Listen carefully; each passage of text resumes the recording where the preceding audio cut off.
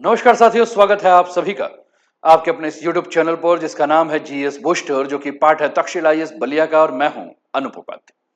साथियों, नेपाल को अचानक 165 मिलियन डॉलर क्यों मिले? यह पैसा कौन दे रहा है?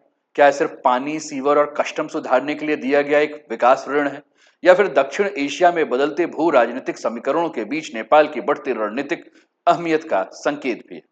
आखिर एडीबी ने अभी इसी समय नेपाल में इतना बड़ा निवेश क्यों किया, और क्या इसका असर सिर्फ नेपाल पर होगा या भारत, चीन और पूरे साउथ एशिया के राजनीति पर भी पड़ेगा?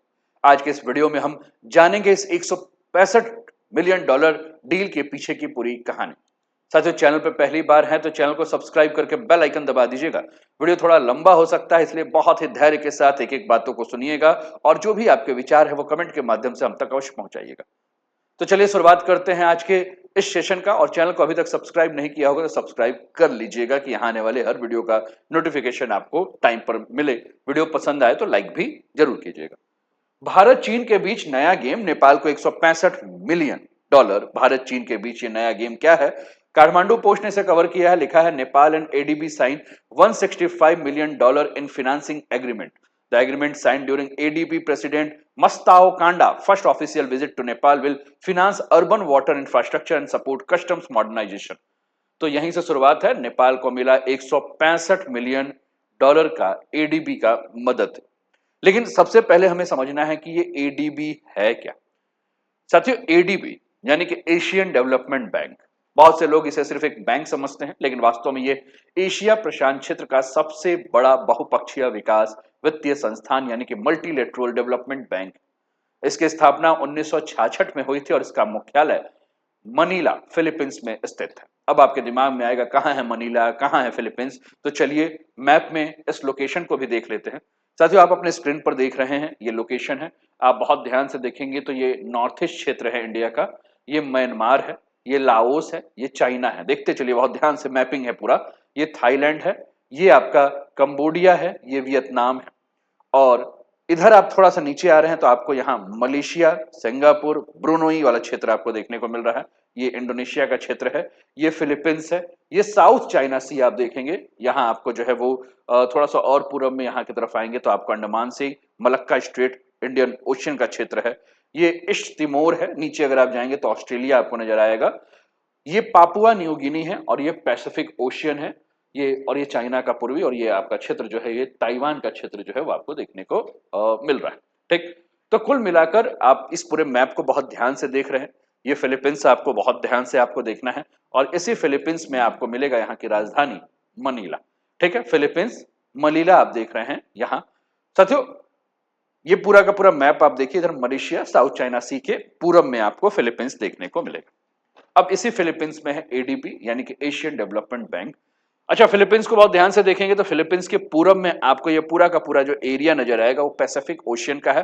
पश्चिम में आपको साउथ चाइना सी दिखेगा। एडीपी की स्थापना का उद्देश्य केवल पैसा उधार देना नहीं था, बल्कि एशिया के विकासशील देशों को आर्थिक और सामाजिक विकास के लिए वित्तीय तथा तकनीकी सहायता प्रदान करना था। आज एडीबी के 69 सदस्य देश हैं, जिसमें से 50 एशिया प्रशांत क्षेत्र के और 19 अन्य क्षेत्र के शामिल हैं। जापान और अमेरिका इसके सबसे बड़े शेयर धारकों में गिने जाते हैं, इसलिए एडीबी की नीतियों पर इन देशों का महत्वपूर्ण प्रभाव माना जाता है। साथियों, सबसे पहला क्षेत्र जहां एडीबी निवेश करती है वो है गरीबी उन्मूलन यानी कि पॉवर्टी रिडक्शन, जिसका लक्ष्य केवल आय बढ़ाना नहीं बल्कि लोगों के जीवन स्तर, शिक्षा, स्वास्थ्य और रोजगार के अवसरों को सुधारना है। दूसरा क्षेत्र जहां एडीबी इन्वेस्टमेंट करती है साथियों, वह है आपका इंफ्रास्ट्रक्चर डेवलपमेंट, जैसे कि सड़कें, पुल, रेलवे, हवाई अड्डे, शहरी विकास, जल निकासी, स्मार्ट शहर जैसे परियोजनाओं के लिए अरबों डॉलर का वित्त पोषण करती है। और किसी भी देश की अर्थव्यवस्था को मजबूत करने के लिए बेहतर बुनियादी ढांचा आवश्यक माना जाता है। तीसरा क्षेत्र वो है आपका एनर्जी ऊर्जा क्षेत्र।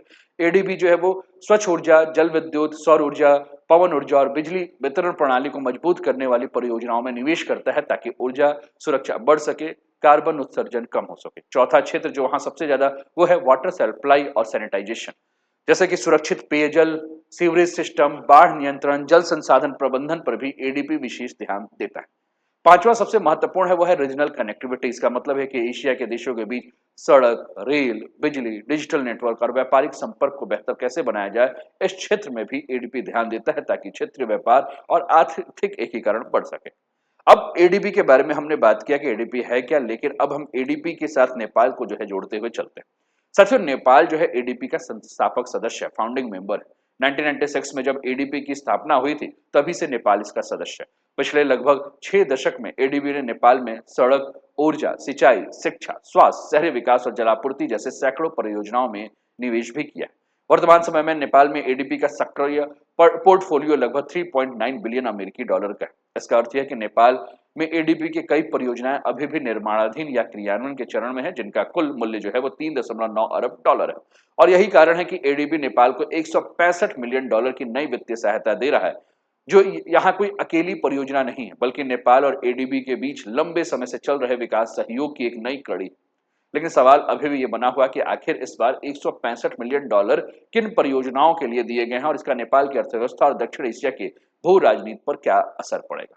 साथियों, एडीबी के द्वारा जो 165 मिलियन डॉलर जो दिए गए हैं, अगर इसके बारे में अगर हम बात कर रहे हैं तो ये खर्च कहाँ किए जाएंगे।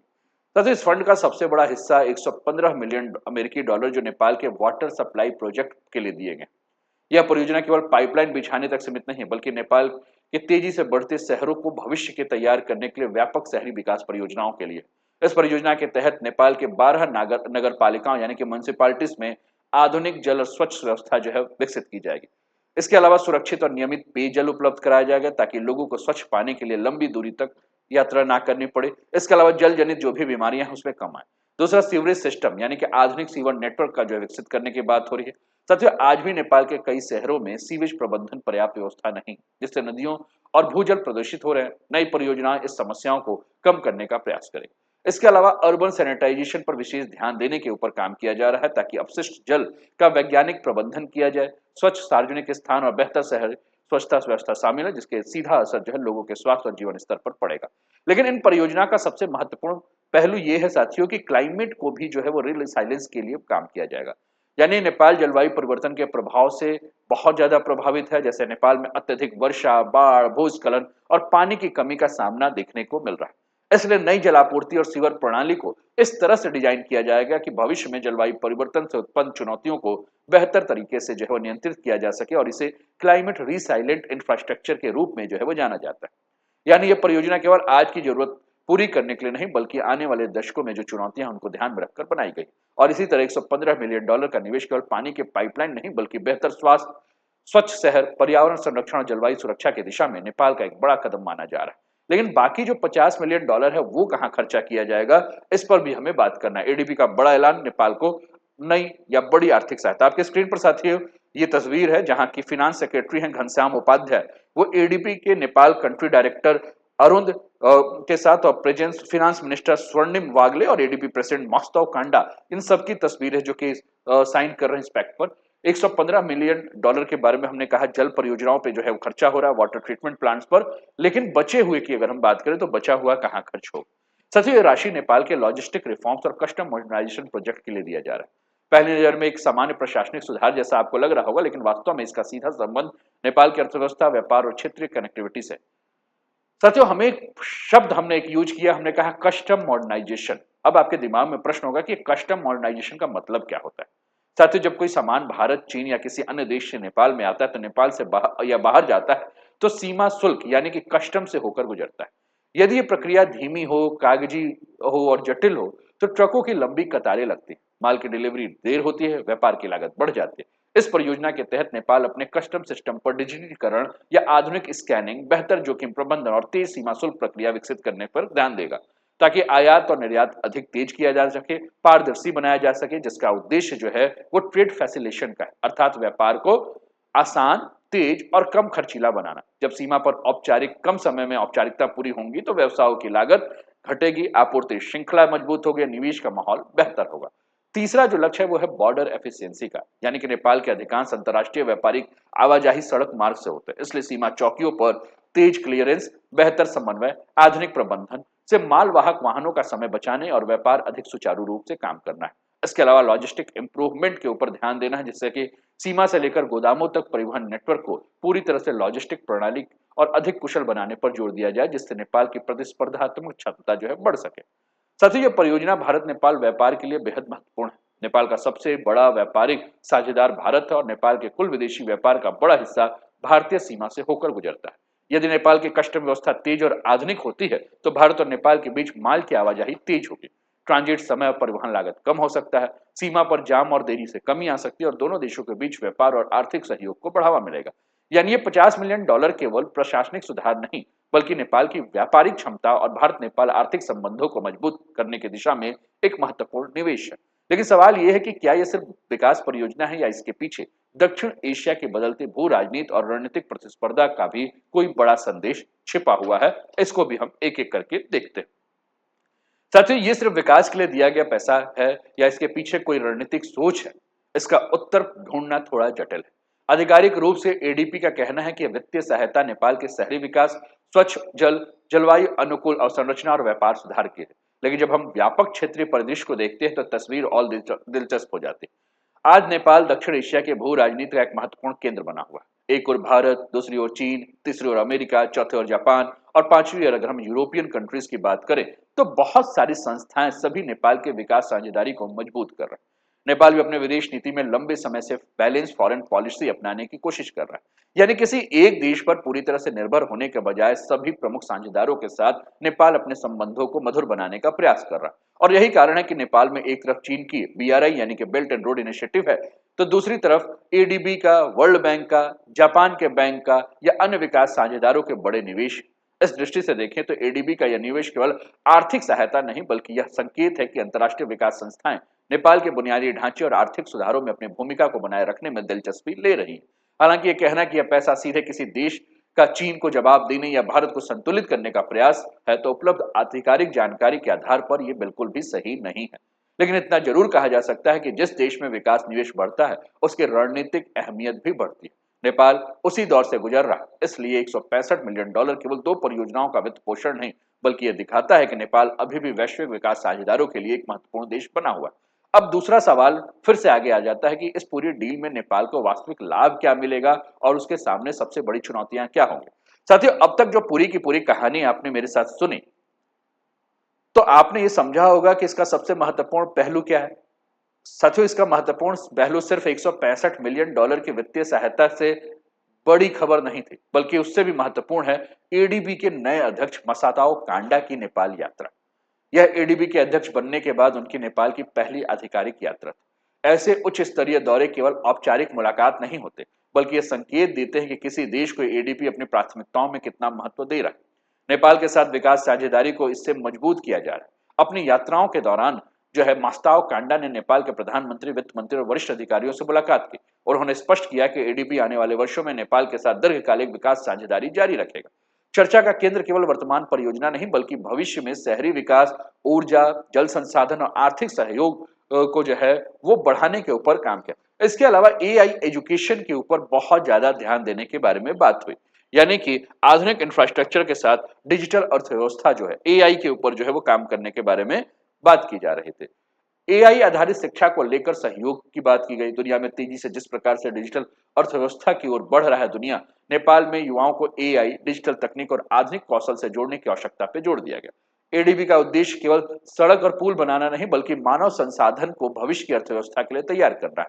इसके अलावा अगर हम बात करें तो डिजिटल स्किल प्रोग्राम, मास्ताव कांडा ने डिजिटल स्किल डेवलपमेंट को प्राथमिकता दिया। नेपाल के युवाओं को डिजिटल प्रशिक्षण, तकनीकी शिक्षा और नई तकनीक के अनुरूप कौशल विकसित करने पर विशेष बल दिया गया। इससे रोजगार के नए अवसर पैदा हो सकते हैं और नेपाल के डिजिटल अर्थव्यवस्था को गति मिल सकती है। इसके अलावा अगर हम बात करें साथियों तो स्वच्छ और हरित नेपाल को लेकर पावर इंफ्रास्ट्रक्चर के बारे में भी बात किया गया, जिससे कि ऊर्जा और बिजली और संरचना परियोजनाओं का भी निरीक्षण करके नेपाल के जल विद्युत की अपार क्षमता को ध्यान रखा गया, जिससे कि बेहतर ट्रांसमिशन लाइन, बिजली वितरण की जो व्यवस्था है उसके ऊपर ध्यान दिया जाए। ऊर्जा और संरचना न केवल नेपाल की घरेलू बिजली व्यवस्था को मजबूत करेगी बल्कि भविष्य में पड़ोसी देश के ऊर्जा व्यापार की संभावना को बढ़ा सकते हैं। इसलिए मस्ताव कांडा की यात्रा केवल एक औपचारिक दौरा नहीं था, यह संदेश था कि एडीपी नेपाल को केवल ऋण देने वाले देश के रूप में नहीं बल्कि दक्षिण एशिया में दीर्घकालिक विकास साझेदार के रूप में देख रहा है। साथियों, अब हमें यह भी समझना है कि बिजली के ऊपर जब हम बात कर रहे हैं तो यह सिर्फ सस्टेनेबल नहीं बल्कि भविष्य की ऊर्जा की रणनीति है। एडीबी के अध्यक्ष मास्ताव कांडा ने अपनी यात्रा के दौरान जो है वो मूला पानी सब स्टेशन का उद्घाटन किया। इसके अलावा मार्की चौक सब स्टेशन का उद्घाटन किया। पहली नजर में ये एक सामान्य बिजली परियोजना लग सकती है, लेकिन इसका महत्व कहीं अधिक है। काठमांडू की बिजली व्यवस्था को इससे मजबूत करने के ऊपर ध्यान दिया गया। नेपाल में बिजली उत्पादन विशेषकर हाइड्रो पावर लगातार बढ़ रहा है, लेकिन केवल बिजली बनाना पर्याप्त नहीं है, उसे सुरक्षित और स्थिर रखना भी जो है वो बहुत ज्यादा जरूर है। इस साथ में शहरों तक पहुंचाना भी है। ट्रांसमिशन नेटवर्क को आधुनिक और सब स्टेशन की आवश्यकता होती है। मार्की चौक और मूल पानी स्टेशन का उद्देश्य यही है कि काठमांडू घाटी में बिजली आपूर्ति को अधिक विश्वसनीय बनाया जाए, बिजली कटौती और तकनीकी नुकसान को कम किया जाए, बढ़ती आबादी और उद्योगों की ऊर्जा मांग को पूरा किया जाए। यानी ये परियोजना नेपाल की ऊर्जा प्रणाली को अधिक मजबूत और आधुनिक बनाने की दिशा में महत्वपूर्ण है। इसके अलावा क्रॉस बॉर्डर इलेक्ट्रिसिटी ट्रेड के ऊपर ध्यान दिया जाए। सत्य नेपाल के पास दुनिया की सबसे बड़ी जल विद्युत संभावना है। यदि भविष्य में नेपाल पर्याप्त बिजली उत्पादन करता है तो उसे घरेलू उपयोग तक सीमित नहीं रख सकता। इसके लिए मजबूत ट्रांसमिशन नेटवर्क और आधुनिक ग्रिड की आवश्यकता है ताकि बिजली पड़ोसी देशों तक पहुंचाया जाए। क्रॉस बॉर्डर इलेक्ट्रिसिटी की भूमिका जब शुरू होती है तो इसको हम भारत के हिसाब से देख सकते हैं। साथियों, भारत और नेपाल पहले से बिजली व्यापार कर रहे हैं। नेपाल वर्षा ऋतु में अतिरिक्त बिजली भारत को बेचता है, जबकि आवश्यकता पड़ने पर भारत से बिजली खरीदता भी है। यदि नेपाल की ट्रांसमिशन क्षमता और ग्रिड मजबूत होते हैं तो भविष्य में बिजली निर्यात की क्षमता और बढ़ सकती है। इसका एक और भी हम देश के साथ जोड़ सकते हैं, वो है बांग्लादेश। साथियों, बांग्लादेश की ऊर्जा मांग लगातार बढ़ रही है, जबकि नेपाल के पास जल विद्युत उत्पादन की बहुत बड़ी संभावना। भारत पहले से नेपाल से बांग्लादेश तक बिजली की ट्रांसिट सुविधा देने का सहयोग कर रहा है। यदि नेपाल भविष्य में अधिक बिजली उत्पादन करता है और क्षेत्रीय बिजली ग्रिड मजबूत करता है तो भारत के ट्रांसमिशन नेटवर्क के माध्यम से बांग्लादेश को अधिक नेपाली बिजली जो है वो पहुंच सकती है।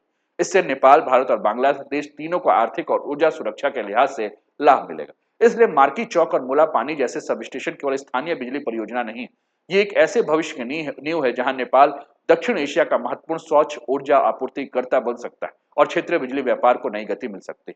साथियों, अगर जियोपॉलिटिकली एंगल से अगर हम देखें तो नेपाल में इतनी बड़ी अंतर्राष्ट्रीय संस्थान निवेश इसलिए कर रही है कि आज नेपाल केवल हिमालय का एक छोटा देश नहीं बल्कि दक्षिण एशिया का एक महत्वपूर्ण रणनीतिक और आर्थिक साझेदार बन चुका है। एक और चीन अपना बीआरआई प्रोजेक्ट के तहत सड़क, ऊर्जा और कनेक्टिविटी परियोजना लगा रहा है, तो दूसरी ओर भारत रेल, सड़क, पेट्रोलियम पाइपलाइन, बिजली ट्रांसमिशन और एकीकृत चेकपोस्ट जैसे कनेक्टिविटी प्रोजेक्ट पर काम कर रहा है। इसके अलावा world bank, millennium challenge corporation यानी कि एमसीसी जो अमेरिका का है और एशियन डेवलपमेंट जैसे बहुपक्षीय संस्थाएं भी नेपाल पे बड़े पैमाने पर निवेश कर रही हैं।